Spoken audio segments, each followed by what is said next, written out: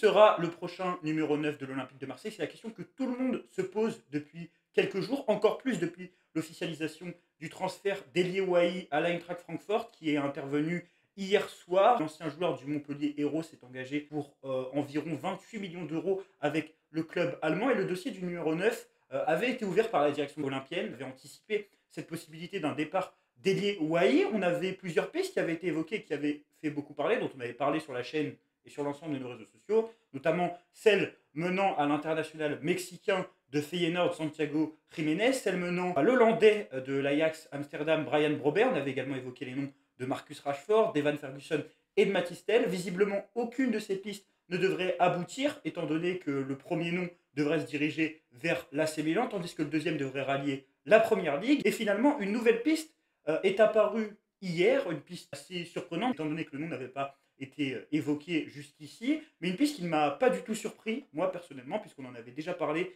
sur le média, c'est la piste Amine Gouiri. L'objectif de cette vidéo, étant donné que cette piste fait énormément parler, vu qu'on parle d'un joueur qui stagne un peu du côté du Stade Rennais depuis plusieurs semaines, voire depuis plusieurs mois, et que bien évidemment, lorsqu'un joueur algérien est associé à l'Olympique de Marseille, eh bien cela suscite énormément de débats, tant les liens sont si forts à la fois et si éloignés entre l'institution olympique de Marseille et l'Algérie. Et donc pour évoquer cette piste, non seulement pour la présenter, pour rappeler un peu qui est Amine Gouiri, mais également pour l'analyser, je vous propose aujourd'hui cette vidéo de présentation. Et je suis accompagné aujourd'hui de Walid de DZ Foot qui est avec moi, que vous avez déjà vu sur la chaîne normalement si vous écoutez notre podcast, si vous écoutez nos Space Twitter. Il est également intervenu dans une vidéo cet été qui portait sur Youssef Attal. Walid, j'espère que tu vas bien. Et je vais commencer par une petite question. Qu'est-ce que tu penses du dossier du 9 depuis l'ouverture de ce dossier? Et comment tu as réagi à la rumeur Gouiri? Alors déjà, ça va très bien, merci. Ce que je pense de cette recherche éternelle d'un attaquant, à la fois du bien et du mal. Ce que j'en pense de mal, c'est que, comme beaucoup, je regrette cette instabilité chronique de la part de l'Olympique de Marseille lorsqu'il s'agit de faire venir un avant-centre et ensuite de lui laisser le temps de s'épanouir et de grandir. J'avais vu passer un nombre d'avant-centres recrutés depuis l'arrivée de Franck McCourt il a maintenant 9 ans et je crois qu'on est sur 15 avant-centres. J'imagine que Bafétimbi Gomis est inclus dans le lot, même si ce n'est pas lui qui en est à l'origine. Ça fait beaucoup, ça fait même énormément. Et c'est signe, je crois aussi, d'un besoin de référence qui n'est toujours pas comblé. Je suis comme beaucoup de suiveurs de l'OM déçus évidemment du cas Elie Wahi, mais et maintenant je vais en dire du bien. Je pense aussi que l'Olympique de Marseille a une idée très précise de ce qu'il recherche et que si le club ressent ou soupçonne très fortement qu'il ne parviendra pas à ses fins avec ses joueurs, il n'a aucun scrupule, aucun remords à tout faire pour les faire partir au plus tôt et dès la fenêtre qui suit. Donc dans le cas d'Ouahi, 6 mois. Concernant les noms qui sont sortis et les différents profils, on me permettra quand même de relever qu'ils n'ont rien à voir les uns envers les autres. Jiménez, Brobey, Rashford, Ferguson et Mathys Tel. Il y en a 2 ou 3 parmi ceux-ci que l'on peut qualifier de joueurs dits de pivot, même si c'est pas vraiment une expression que j'adopterais pour ma part. Disons des joueurs très forts en remise, très forts de haut but, très forts dans les combinaisons. Et on a des joueurs qui sont davantage des joueurs de profondeur, des joueurs de percussion. Même de couloir?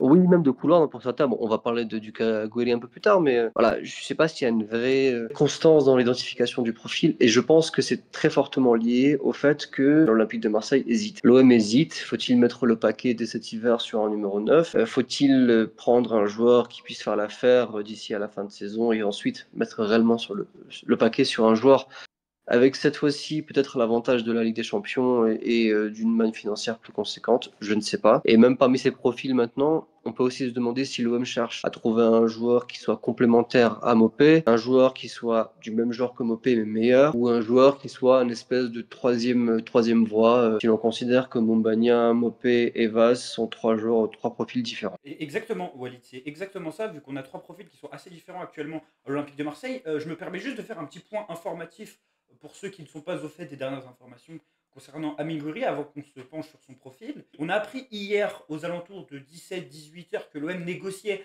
avec le Stade Rennais pour le joueur et que Ismaël Koné, dont Roberto De Zerbi a annoncé le départ en conférence de presse d'avant-match contre Nice, pourrait quitter l'Olympique de Marseille et être inclus dans l'opération. L'information a même été quasiment confirmée comme bouclée par Daniel Riolo dans l'after. Vous le voyez ici avec notre tweet sur le média. L'arrivée d'Amine Gouiri à l'OM va se faire selon Daniel Riolo. Alors moi je l'ai dit en introduction, c'est un nom qui m'a pas du tout surpris parce que faisant partie des gens qui utilisent le compte Twitter du média, j'avais tweeté l'idée de le recruter.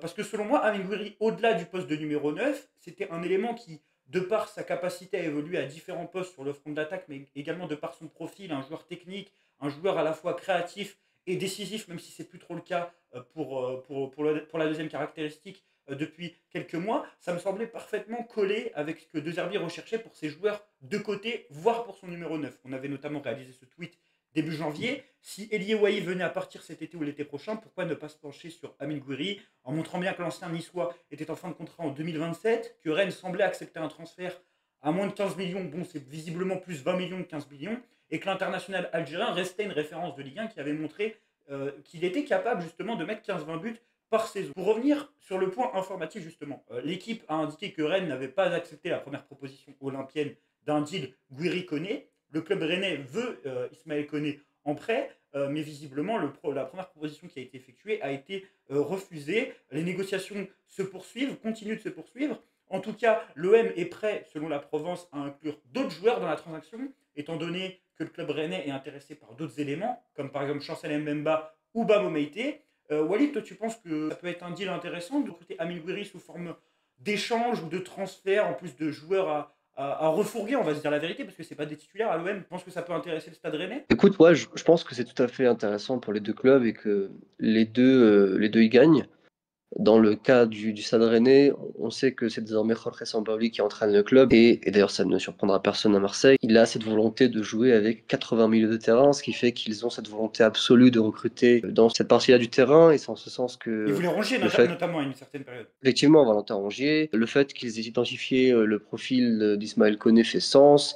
Il y a même une rumeur assez rigolote de Casemiro qui aurait été proposé au club. Mais bon, ça reste de l'ordre du fantasme, j'imagine, pour l'instant en tout cas. Donc en ce sens, le fait qu'ils aient envie de recruter un milieu de terrain fait sens, mais il y a également une forte carence qui avait été identifiée bien avant l'arrivée de Sampaoli à la tête du club. C'est au niveau de la défense centrale. Rennes manque d'expérience, Rennes manque de joueurs de haut niveau dans ce secteur-là. Rennes, cette saison, encaisse énormément. Et donc, en ce sens, le fait qu'ils aient identifié Chancel Mbemba, ça fait sens. J'ai cru comprendre également qu'ils avaient quelques réticences à l'idée de recruter Bamo Meïté, mais l'opération peut toujours être intéressante pour eux aussi. Ça reste un joueur à fort potentiel. Ce côté-là, c'est intéressant.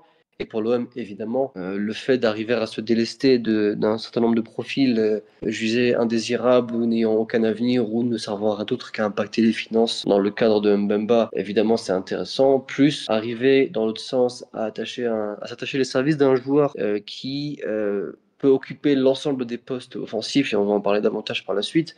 Évidemment que c'est intéressant pour l'OM qui ce mercato hivernal quand même perd pour l'instant, en plus des jeunes qui ont été évoqués comme Sternal, etc., qui étaient malgré tout des solutions de repli en cas de cascade de blessures au poste offensif.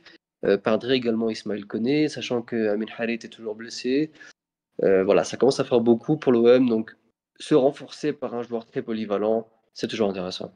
En tout cas, tu as évoqué des noms qui pouvaient plaire à Rennes. Il y a également celui de Lilian Brassier qui a été étudié par le club rennais, par le club breton. Donc on parlait d'une possibilité d'un deal Gouiri en prêt, sous forme de prêt à l'OM. Le problème étant que le club rennais a atteint sa limite de joueurs prêtés cette saison. D'ailleurs, pour prêter Baptiste Santamaria à l'OGC Nice il y a encore quelques jours, le club a dû casser un prêt. Donc pour Amine Gouiri, ce sera visiblement un transfert sec sous forme d'échange ou un prêt après rupture d'un autre. Sauf qu'en fin de mercato, le 25 janvier, est-ce que ce serait bien vu pour le club rennais de casser une opération déjà établie depuis plusieurs semaines? Je pense que ce serait un peu bizarre. En tout cas, l'Olympique de Marseille recherche bel et bien un avant-centre. Roberto De Zerbi l'a confirmé en conférence de presse. J'ai même eu l'impression, je ne sais pas si tu as eu cette impression également, Walid, qu'il a un peu mis un coup de pression à ses dirigeants et les a mis en garde contre l'idée de ne pas faire de numéro 9 sur la deuxième partie de saison.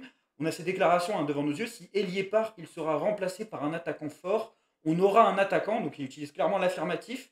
Je ne sais pas qui ce sera. C'est difficile en hiver, mais on l'aura. Il est dans son rôle et c'est bien normal. On se souvient d'ailleurs qu'à Brighton, c'est ce qui lui avait progressivement incité à quitter le club, le fait de le voir se faire délester régulièrement de ses meilleurs éléments, que ceux-ci ne soient soit pas remplacés, soit remplacés par des jeunes à fort potentiel. Bon, dans le cadre de l'OM, on n'en est pas là. Il a son ossature qui est intouchable. On ne parle pas d'un départ d'Heuberg ou je ne sais qui. Effectivement, il pourrait tout à fait se retourner vers ses dirigeants, et notamment Giovanni Rossi, qui connaît très bien. et leur expliquer qu'il avait demandé un avant-centre, qu'on lui a ramené Louaï, qu'il a malgré tout lui aussi validé, que cet avant-centre n'a pas répondu à ses attentes, et que Neil Maupay, qu'il présentait au départ comme le numéro 2, il ne faut pas oublier que De Zerbi a une certaine tendance à changer ses discours en conférence de presse, mais que malgré tout, ce qu'il peut dire, je crois, a un sens. Et il débutait la saison en expliquant bien que Maupay était numéro 2 et point, et que ça ne changerait pas.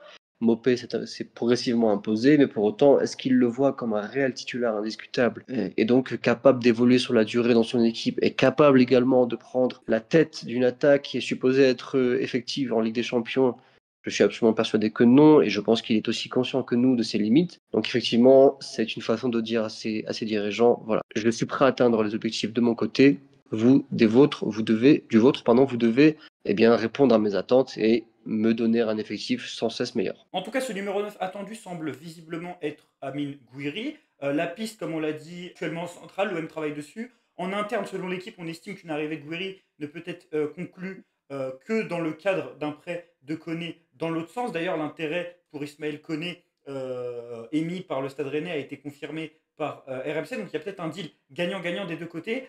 Comme l'a informé RMC Sport, l'OM veut se faire prêter Gouiri et Rennes veut Ismaël Koné. L'OM et Rennes échangent sur les contours de l'opération selon la Provence et les dirigeants aimeraient, comme on l'a dit, poser plusieurs joueurs dans la balance. Justement, on va parler d'Amine Gouiri dans cette vidéo, après cette partie qui a été assez détaillée et assez juste. Je pensais que c'était intéressant de parler du contexte informationnel. On a eu l'avis de Nabil Djellit, journaliste pour France Football et également pour l'équipe sur la piste Amine Gouiri. Il nous a dit que Amine Gouiri était un joueur qui a un succès d'estime parce qu'il a une certaine élégance et des qualités techniques au-dessus de la moyenne, c'est ce qu'on connaît de l'ancien niçois. Je pense qu'il peut correspondre à De Zerbi dans son profil, mais correspondre à l'OM, c'est mettre des buts et être décisif. On attend toujours qu'il explose, qu'il marque les esprits. C'est le sentiment de coup d'éclat jusqu'à présent, comme ce but contre le PSG, mais on reste sur notre fin. Il doit nous en donner plus, comme il commence à le faire avec l'Algérie, où il est un peu plus buteur. Maintenant, s'il arrive à l'OM, c'est un autre monde. En cas de réussite dans ce club, ça fait changer de dimension à une carrière. C'est justement au profil d'Amine Gouiri qu'on va désormais s'intéresser avec Walid. On est justement sur Transfermarkt avec le profil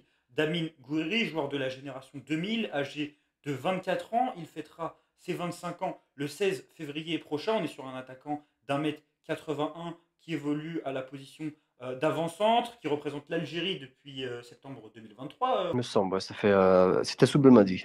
En tout cas, oui. Il n'a pas disputé la dernière CAN pour une cause de blessure, mais en tout cas, il avait été convoqué. Les stats Transfermarkt concernant ses stats en sélection sont mauvaises, parce qu'on est d'accord, Walid, qu'il a marqué plus d'un but depuis qu'il a rejoint l'équipe. Il a plus du double en termes de sélection, en termes de cap, et il a plus du quintuple en termes de buts. Je crois qu'il a 5 buts déjà en sélection, avec à peu près une douzaine de caps. Décisif contre le Liberia lors de la dernière sélection. Cette saison, c'est un peu plus compliqué, comme on le voit au niveau des stats, même s'il est 61% du temps dans le 11 de départ, il ne compte que 2 buts et 2 passes décisives. Il a quasiment plus de stats en sélection cette saison. Il a déjà disputé 18 matchs, donc pratiquement la totalité des matchs de la première partie de saison. Concernant ce qu'on sait d'Amine Gouiri, qui est droit, attaquant qui peut jouer à gauche dans l'axe, c'est un peu le premier point que j'ai envie de souligner dans cette vidéo, c'est le profil un peu bâtard, je suis désolé du mot, d'Amine Gouiri, c'est que c'est un joueur qui peut évoluer à la fois sur le flanc gauche et dans l'axe, mais qui a tendance clairement à prendre un peu plus le flanc gauche, et on va justement le voir lorsqu'on va analyser ces hitmaps de ces différentes saisons. En tout cas, en termes de valeur marchande, on est sur un joueur, et c'est peut-être ça qui est intéressant avec Amine Gouiri aussi, qui a déjà eu une cote assez importante, qui a déjà été valorisé à 50 millions d'euros du côté de sa deuxième saison lorsqu'il était à l'OGC Nice. Au niveau des transferts, il a aussi connu des transferts onéreux, un de 28 millions d'euros lorsqu'il a signé à Rennes. Il avait notamment été inclus dans un autre deal chassé-croisé avec Gaëtan Laborde, qui lui s'était engagé du côté de l'OGC Nice. Et bien évidemment, Amine Gouiri est formé du côté de l'Olympique Lyonnais. Walid, tu connais mieux Gouiri que moi, étant donné que tu le suis avec la sélection et que tu le suis depuis un bon moment. C'est un joueur qu'on connaît tous plus ou moins. Là, on voit que, comme je l'ai dit, il peut jouer à différents postes sur le front de l'attaque. Pour toi, quel est le meilleur poste d'Amine Gouiri? Est-ce que tu peux nous décrire un peu son profil et est-ce qu'il peut jouer aussi à droite? Alors, je vais le décrire et je vais faire une comparaison qui, je le sais par avance, va choquer dans les chaumières. Mais je précise bien, je compare en termes de profil et non pas en termes d'accomplissement. En réalité, c'est un joueur qui est très proche de Karim Benzema, qui a connu un parcours académique similaire au sien, dans le sens où c'est un avant-centre qui décroche énormément, qui adore les combinaisons, qui aime toucher le ballon, qui est très à l'aise techniquement. Donc, comme Benzema, et Benzema d'ailleurs a connu une évolution importante dans son jeu, Il peut être en soutien d'un avant-centre, il peut être lui-même l'avant-centre. Et à la différence de Benzema, Gouiri est capable de jouer sur les ailes. Il est capable de jouer sur les ailes parce qu'il a une capacité technique qui est justement largement au-dessus de la moyenne. Et donc, une capacité de centre, même de débordement. Alors, c'est pas le plus rapide de tous les avant-centres. C'est pas un avant-centre de profondeur pure, mais il est globalement très complet et capable de tout. En sélection, en tout cas, il est plutôt utilisé en tant que numéro 9, soit par lui-même, soit en complément d'un autre numéro 9 bien pur. Dans son cas, je pense à Bordat Banja, mais il a cette capacité-là justement à être un peu partout. Et étant donné que l'Algérie a cette chance aujourd'hui d'avoir des avant-centres assez riche en termes de profil. Donc, il a souvent été aligné, notamment aux côtés de Amora, ou comme je l'évoquais pour l'équipe nationale et comme tu viens de me le relever, il peut jouer 9,5. On a la chance de voir sous nos yeux donc, cette carte-là qui représente ces différentes positions sur le terrain, que ce soit à Nice ou à Rennes. On voit qu'il y a une forte tendance à être sur l'aile gauche, mais en réalité, ça n'est non pas qu'il est forcément ailier, mais c'est qu'il aime bien prendre le ballon depuis l'axe et s'excentrer ou prendre son aile. Voilà, c'est un joueur qui aime vraiment toucher le ballon. Je pense que c'est très important. Et ça, c'est une chose qui a manqué à l'Olympique de Marseille régulièrement. On a eu la chance d'avoir ce type de profil avec Alexis Sanchez. Pierre-Emerick Aubameyang aimait bien toucher le ballon lui aussi. Et d'ailleurs, je n'ai pas entendu beaucoup de gens se plaindre du fait que lui-même allait très régulièrement prendre l'aile gauche aussi, puisqu'à la base, c'est un ailier, à l'origine tout du moins. Et dans le cadre de Gouiri, c'est assez similaire. Voilà. C'est un joueur qui va venir régulièrement redescendre, qui va décrocher, qui va chercher la combinaison, qui va chercher le jeu à deux. Voilà, ça n'est pas Vitinha avec le ballon dans les Justement, pieds. moi j'ai une comparaison, Walid, dans l'effectif actuel de l'Olympique de Marseille. Tu vas me dire ce que tu en penses. Est-ce que le joueur qui lui ressemble pas le plus en termes de profil actuellement, ce serait pas Greenwood? Bien évidemment, je dis pas que Guiri, lorsqu'il va arriver à l'Olympique de Marseille, il va mettre 11 buts sur sa deuxième partie de saison comme Greenwood. Mais si on parle d'un joueur qui aime être, enfin, qui de base est censé être un neuf ou être dans l'axe et finalement finit sur le côté et qui n'est pas vraiment un ailier, qui aime revenir dans l'axe, qui aime se montrer décisif, qui aime aussi provoquer, parce qu'on est sur deux joueurs d'une qualité technique, on est aussi sur deux anciens cracks. Bon, Greenwood peut-être un peu plus valorisé, même beaucoup plus valorisé que l'ancien joyeux de la formation lyonnaise. Qu'est-ce que tu penses de cette comparaison? Moi, c'est le joueur pour moi qui lui ressemble le plus dans l'effectif. Je dis pas que c'est le même profil, mais je dis que c'est le profil dont on se rapproche le plus. Oui, oui, oui, peut-être, parce que je sais qu'il y a beaucoup de personnes qui ont tendance à considérer Greenwood comme un joueur d'axe. Et je sais que c'est ton cas aussi, et que c'est le cas de beaucoup de personnes à Massilia-Zone. À voir, on peut en discuter. Faut aussi, c'est aussi intéressant de revenir sur le parcours académique des joueurs. Tu cites Greenwood, mais on peut parler du fait que Gouiri était considéré comme un crack absolu avant de passer professionnel et qu'il a connu une rupture des ligaments croisés du genou avant même d'avoir 20 ans, qui a forcément perturbé aussi sa progression et sa croissance en tant que joueur. Quand il évoluait justement du côté des jeunes de l'équipe de France, c'était un joueur qui était extrêmement décisif. Et fait intéressant, la taille qu'il fait aujourd'hui, donc 1,81 m, il l'a faite très jeune. C'est qu'il lui a donné d'ailleurs une capacité à marcher physiquement sur ses adversaires qui était évidemment très louable, mais qui ne l'a pas privé pour autant, et c'est le cas pourtant dans beaucoup de joueurs qui sont assez développés physiquement assez jeunes, qui ne l'a pas privé d'une capacité technique qu'on peut le dire très clairement au-dessus de la moyenne. Et c'est ce qui fait de lui un joueur extrêmement complet, très valorisé au sein du centre de formation de l'Olympique Lyonnais, qui pourtant a connu bien des joueurs de très haut niveau, et qui faisait que, eh bien, au moment où Gouiri faisait ses premiers pas en pro, beaucoup voyaient en lui justement le nouveau Benzema. Alors, à nouveau, comparaison n'est pas raison, s'il vous plaît, ne m'insultez pas en commentaire. Ah, on parle de J'explique profil, on simplement parle qu'en essentiellement de profil, on parle essentiellement de profil. voilà, en termes de profil à nouveau, ils ont un profil très similaire. Voilà, ce sont vraiment ces avant-centres-là, finalement très modernes et très agréables à avoir joué, qui ont la volonté absolue de toucher le ballon. On est très loin du joueur à l'ancienne, du finisseur bête et méchant qui ne sait rien faire d'autre que mettre le pied au bon endroit au bon moment, ce qui est quand même Des profils un qu'on a eu intérêt à certain. l'OM, des profils qu'on a eu à l'OM, par exemple Arek Milik, Oui, par oui, oui, exemple, voilà. que je trouve Bah, bien. Vitinha, je continue à penser que ça reste avant tout un buteur pur et pas un joueur de construction de jeu, pour prendre un exemple caricatural. Mais dans le cadre de Gouiri, effectivement, c'est un joueur qui véritablement, dans un Olympique de Marseille qui a la possession la grande majorité du temps, qui serait tout sauf une tâche dans le jeu collectif de Zerbi, comme a pu l'être malheureusement Wai, que j'aime pourtant beaucoup, mais qui avait justement, il avait du mal à se fondre dans ce collectif et à trouver sa place, soit en remise, dans le jeu de haut but réellement. Ouais, Et c'est en ce il sens était aussi que sollicité techniquement, justement. Parce qu'on parle des qualités techniques de Guiri depuis un petit temps, mais même si on va sur le plan statistique. Alors, bien évidemment, sur les dernières saisons, c'est plus compliqué, comme on l'a dit. Ici, on peut le voir avec, par exemple, sa saison actuelle au Stade Rennais. 18 matchs de buts, de passes décisives, c'est très faible pour un attaquant, mais c'est surtout une mauvaise passe. Moi, je sais pas ce que tu en penses, Walid, mais pour moi, j'attribue surtout ça à un mauvais choix de carrière. Je pense que c'était pas une bonne idée d'aller du côté du Stade Rennais, même si par exemple on peut voir que sur la saison passée, sur 41 matchs, saison compliquée aussi pour le Stade Rennais, il met 11 buts, 3 passes décisives. Ça veut dire que si l'année passée il jouait à l'Olympique de Marseille, il serait de loin le deuxième joueur le plus décisif de l'OM derrière Pierre-Emerick Aubameyang. Moi j'attribue surtout ça à un mauvais choix de carrière parce que j'estime qu'après ses deux premières saisons à Nice, on s'en rappelle bien, à chaque fois qu'il jouait contre l'OM, il était très bon. Où il va inscrire par exemple 12 buts et 7 passes décisives en championnat. D'ailleurs, chose qui saute un peu aux yeux lorsqu'on parle d'Amine Gouiri, c'est le fait qu'il fait beaucoup de passes décisives. Donc là, ça en dit aussi un peu long sur sa qualité de passe. C'était notamment un des U21 qui faisait le plus de passes clés par match à une certaine période. Je crois que c'était justement à cette époque en 2020. Il avait fait une grosse campagne d'Europa League la première saison à Nice. 4 buts en 5 matchs. On voit un buteur contre Leverkusen, contre Bercheva, contre le Slavia Prague. Il avait pratiquement marqué à chaque match qu'il avait joué. Il y a aussi la saison 21-22 où il nous avait fait très mal en Coupe de France et il fait une grosse saison sous les ordres de Christophe Galtier. 10 buts, 9 passes décisives, rayonnant en Coupe de France, 2 buts, une passe décisive. On se rappelle notamment de son but en demi-finale. Bon, c'était contre une N2, mais il avait fait très mal à l'OM juste avant où il avait inscrit un but magnifique. Belle saison avec 43 matchs, 12 buts, 10 passes décisives. Et il va faire ce mauvais choix de carrière, selon moi, d'aller à Rennes la saison 22-23 après le départ de Christophe Galtier. Malgré peut-être qu'il y ait sa meilleure saison en Ligue 1 statistiquement. Est-ce que tu es d'accord avec moi pour dire que la stagnation qu'on attribue à Amine Gouiri et qui fait donc que beaucoup de supporters de l'OM ne veulent pas forcément de lui s'explique surtout par ce mauvais choix de carrière? j'en suis d'accord, mais c'est ni le premier ni le dernier. Et dans son cas, je crois que sa stratégie, c'est avant tout de se dire, je souhaite rester en France, je souhaite rejoindre un club ambitieux du championnat de France. Et je sais que bien des joueurs et bien des jeunes passés par le Stade Rennais, ensuite, ont rejoint un top club européen.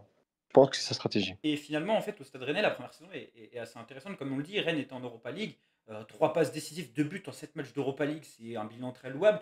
17 buts, 8 passes D en 47 matchs. Et puis la saison d'après, qui est une saison très compliquée pour le Stade Rennais, à l'instar de l'Olympique de Marseille, départ de Bruno Genesio. Donc saison compliquée, 11 buts, 3 passes D.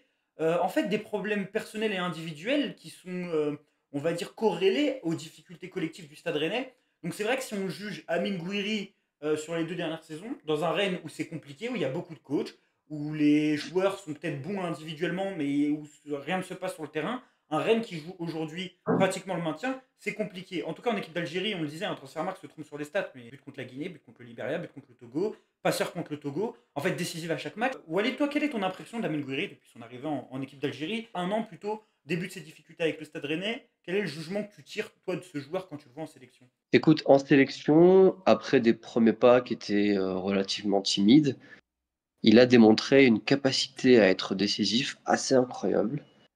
C'est un joueur qui, comme en club, est fondamentalement agréable à voir par sa capacité à dribbler, à dézonner, à réclamer le ballon et en faire quelque chose d'intéressant, mais également, avec nous en tout cas, il est très, très, très décisif. Il n'est pas titulaire indiscutable, mais personne ne l'est finalement en équipe nationale, en tout cas au poste d'avant-centre, et à l'exception de Riyad Mahrez, puisque même Amoura n'est pas titulaire systématiquement, que Bounodjah non plus ne l'est pas. Mais à chaque fois qu'il est entré, à chaque fois qu'il a eu l'occasion de jouer, il a été très, très, très intéressant. Et en sélection, aujourd'hui, clairement, c'est indiscutable. Ses prestations à Rennes peuvent être aussi moyennes, voire mauvaises qu'il le souhaite. Il n'empêche qu'en sélection, à chaque fois qu'il a joué, il était très bon. Un peu d'ailleurs comme son compatriote et ex-coéquipier en club, Benzia. Houssem Aouar. Ah non, j'ai cru que tu allais Je parler de Benzia qui était pensais pas, à qui était Houssem pas Aouar. intéressant. Ok. Benzia, c'est encore autre chose. C'est Petkovic qui commence à être relativement intéressant, même s'il n'a pas un énorme temps de jeu. Mais non, je pensais à Awar. Awar, depuis qu'il rejoint l'équipe nationale, il est décisif à chaque match quasiment. Et voilà, le fait qu'il est signé en Arabie Saoudite ne peut en aucun cas poser problème, puisqu'en sélection, il est excellent. Et c'est la même chose pour Gouiri, fondamentalement. On le voit actuellement sur son match contre le Libéria, une belle compile pratiquement appliquée sur tous les buts de la sélection. Amine Gouiri, ça nous offre une autre vue que celle du Stade Rennais, qui est un contexte compliqué comme on le sait, encore plus au niveau des coachs et des performances sportives. Donc après avoir parlé du profil d'Amine Gouiri, on peut faire une petite comparaison avec les joueurs qu'on a actuellement à l'Olympique de Marseille au poste de numéro 9. Justement, ici, on a un graphique qui nous provient de Data MB et qui illustre un peu la différence dans le profil d'Amine Gouiri. Alors, si on peut remarquer qu'au niveau des NPG, non-penalty goal, donc les buts qui marquent qui ne sont pas des penalties, et des XG, on est sur un rendement la saison passée qui est plus faible que celui d'Elie Ouahi et Neil Mopé. Comme vous le voyez, c'est saison 23-24. On a Amine Gouiri en bleu, Neil Mopé en jaune, orange et Elie Ouahi en rouge-rose. On peut remarquer qu'au niveau des statistiques dans la participation du jeu, on a quelque chose de plus intéressant chez Gouiri. Ça s'explique aussi peut-être par le fait qu'il peut évoluer sur le couloir. Mais on est sur un profil qui est différent des deux autres joueurs.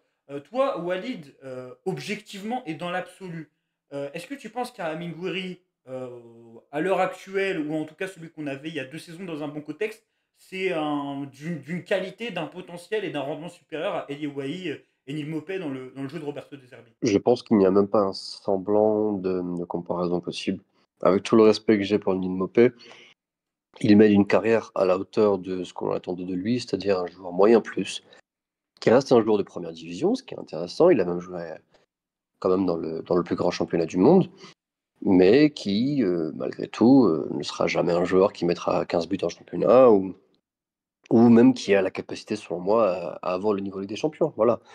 Dans le cas de Gouiri, je crois qu'il est capable de faire tout ce que sait faire Mopé, c'est-à-dire combiner, c'est-à-dire jouer en remise, Ouais, c'est-à-dire jouer également techniquement, de au jeu.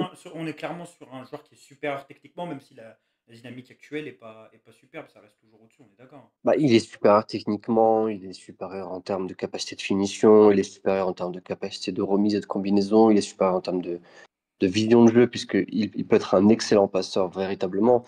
Alors, c'est vrai que Mopé a montré de belles choses sous le maillot de l'Olympique de Marseille, mais c'est pas un joueur qui est âgé de 14 ans, donc on a pu voir ce qu'il valait sous ces 10 dernières saisons. Pardon. Et en la matière, ça reste un joueur à nouveau moyen plus. Tout ce qu'il sait faire, selon moi, Gouiri sait le faire également, mais en mieux. Pour moi, véritablement, Mopé, ça reste un bon joueur de complément qui sert à nouveau à faire de l'Olympique de Marseille un club qui a différentes options sur le front de l'attaque. Mais fondamentalement, ça n'est ni une solution d'avenir, ni un joueur véritablement capable de répondre aux attentes d'un club de très haut niveau. On a beaucoup parlé de son profil, de ses qualités. Amine Gouiri avait déclaré sur le Vélodrome en 2022, lorsqu'il était au paroxysme de son niveau, dans sa meilleure phase, sur le Vélodrome, c'est la meilleure ambiance de France, c'est un volcan. Alors qu'il joue à l'OGC Nice, on sait que c'est des déclarations qui n'ont pas dû faire plaisir aux supporters niçois, mais donc ça montre l'admiration qu'a pu avoir l'international algérien sur l'Olympique de Marseille et que c'est un défi qui peut lui plaire. Je pense qu'on peut en venir à la conclusion, Walid. Je ne sais pas s'il y a des choses que tu as envie d'ajouter. Moi, je vais juste livrer mon analyse sur Gouiri et après, je te laisse carte blanche pour donner ton avis complet. Et si tu penses qu'il y a des choses qu'on n'a pas soulignées, moi, c'est une recrue que je trouve très pertinente dans le contexte actuel. Dans le sens où on est au mois de janvier, c'est un marché qui est très particulier. Les clubs n'ont pas besoin forcément de vendre. Les joueurs qui n'ont pas forcément des qualités exceptionnelles bénéficient d'une grosse cote, étant donné que leurs clubs ne veulent forcément pas les laisser partir. C'est un marché qui est énormément propice lorsqu'on est en besoin absolu de recruter un joueur au panic buy. On l'a vu avec Vitinha il y a quasiment 2 ans, un joueur qui a coûté 30 millions d'euros. On a vu que les premières pistes qui étaient évoquées étaient des pistes onéreuses. Brobet, on parlait de 20 millions pour un joueur qui était en difficulté en Eredivisie. Et on est sur un championnat qui est beaucoup plus facile que la Ligue 1. Pour l'attaquant mexicain de Feyenoord, dont j'oublie tout le temps le nom, Santiago Jiménez. Moi, je pense pas qu'on était sur le profil idéal, même si on est clairement sur un neuf qui plante dans son championnat et qui va du coup aller du côté de l'AC Milan. 40 millions, c'est très cher. Et donc, dans un marché où on hésite peut-être même à faire un neuf parce que c'est trop onéreux, aller chercher Guéry dans un deal pertinent parce que tu fais sortir des joueurs qui te coûtent pas, qui va pas te coûter vraiment cher si tu fais sortir des joueurs dont tu n'as pas besoin et que tu débourses que 10 millions, ou encore mieux si tu le fais en prêt de 6 mois avec option d'achat. Moi, je trouve que c'est un choix qui est très pertinent. On est sur un joueur d'une qualité technique supérieure. Faut se dire la vérité, sur les 9 qu'on a eu à l'OM les dernières saisons, moi je pense que Gouiri, techniquement, parce que c'est un joueur qui a aussi cette réputation-là, hein, quand il est formé, quand il est issu de la formation lyonnaise, c'est un joueur qui est fort techniquement, qui a montré qu'il était capable de marquer des buts en Ligue 1 il y a 2 3 saisons. Moi, je trouve que c'est une piste intéressante. Peut-être qu'en termes de profil, c'est pas le même profil que Mopé, mais justement, ça te rapporte une autre panoplie technique à la palette que tu as déjà actuellement. Un joueur qui peut jouer à deux devant, il a été performant à Nice à deux devant. Actuellement, l'OM joue à deux attaquants devant. Un joueur qui peut jouer sur le côté, dans le demi-espace, au poste de numéro 9, et sur qui tu peux avoir une évaluation au cours de 6 mois si tu le prends en prêt avec option d'achat. Et la dernière chose que je vais dire, après je vais te laisser conclure Walid pour donner ton avis général et tu auras tout le temps que tu souhaites, c'est que je lis énormément de choses sur sa dynamique actuelle à Amine Gouiri qui disent comme quoi c'est un joueur qui est mauvais parce qu'il est mauvais à Rennes, parce que c'est compliqué pour lui à Rennes. Je tiens juste à préciser que la plupart des joueurs qu'on a signés cet été étaient des joueurs qui étaient sur des dynamiques très compliquées. On prend l'exemple par exemple de Pierre-Emile Højbjerg qui est considéré comme l'une des meilleures recrues de l'OM. Il jouait pas à Tottenham la saison passée. Et quand il jouait, c'était très compliqué. On peut prendre l'exemple de Rouli, parce que vous allez me dire oui, mais Højbjerg il joue à Tottenham. Bah Rouli joue à l'Ajax, dans un des pires Ajax des 20 dernières années. Il a été relégué sur le banc parce qu'il était mauvais. On peut prendre plein d'autres exemples. Neil Maupay, il était mauvais à Everton. Everton est une des dernières équipes de Première Ligue. C'était l'attaquant le plus inefficace de Première Ligue. Là, on parle d'un joueur qui a 24-25 ans, qui est très bon en sélection. Alors vous allez dire oui, mais il joue le Liberia, etc. Ouais, bah il faut regarder la CAN, il faut regarder les matchs en Afrique. Aller jouer au Liberia, aller jouer dans des contextes difficiles où les terrains sont durs, où les équipes en face sont très difficiles à battre.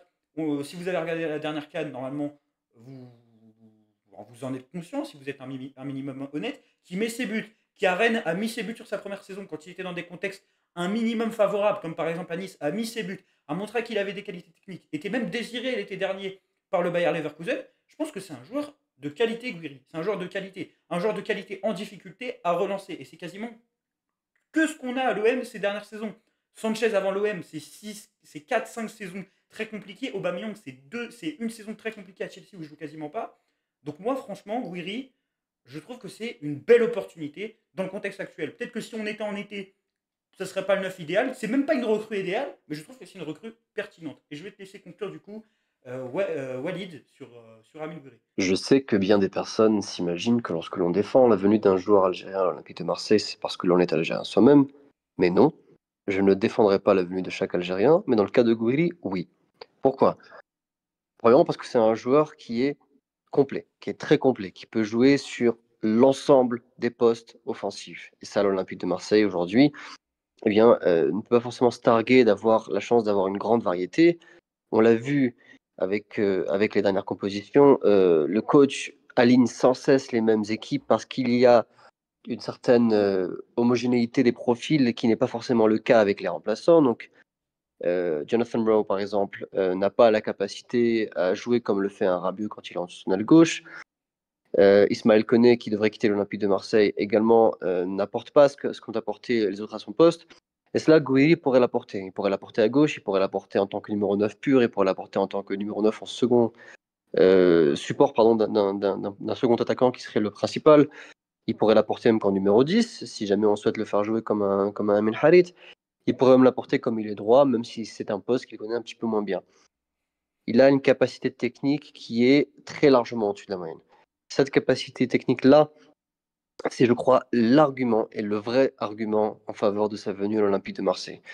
On a un entraîneur qui a réussi à rehausser globalement le niveau d'une équipe, alors qui a été bâtie pour lui, mais qui, en début de saison, montrait des carences quand même assez importantes.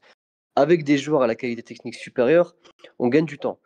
On gagne du temps déjà parce que Gouiri est un joueur qui connaît très bien le championnat de France, qui n'a pas besoin d'être intégré comme pourraient l'être d'autres. C'est un joueur qui parle la langue, qui connaît bien Marseille également, qui connaît bien le Vélodrome où il a joué régulièrement, et qu'il semble apprécier d'ailleurs comme il avait dit lui-même publiquement. C'est un joueur donc qui n'a pas besoin d'être chouchouté et biberonné pendant des mois, puisqu'on disait que cet Olympique de Marseille-là ne laissait plus de temps aux recrues. Eh bien, Gouiri, ça tombe bien, n'en aurait pas besoin. Également parce que je crois que c'est un joueur qui, en dépit d'une saison ratée à Rennes, mais Rennes cette saison, qui ne rate pas justement ses différentes prestations, c'est un joueur qui reste quand même une valeur sûre du championnat de France, et qui peut être bien plus qu'une valeur sûre si enfin il parvient à s'éclater. Il a joué dans deux équipes intéressantes du haut de tableau du championnat de France, mais il n'a pas joué dans une équipe ultra dominatrice qui est censée faire le jeu à 90% des rencontres qu'elle dispute cette saison. Avec l'OM, il s'éclaterait. Avec l'OM, il s'éclaterait parce qu'il toucherait enfin le ballon autant de fois qu'il le souhaite. Et c'est un avant-centre qui adore décrocher, qui adore toucher le ballon, comme on l'a dit. C'est un joueur qui va s'éclater avec une équipe qui a un jeu de possession et qui a un pourcentage de possession qui est systématiquement plus élevé que celui de son adversaire.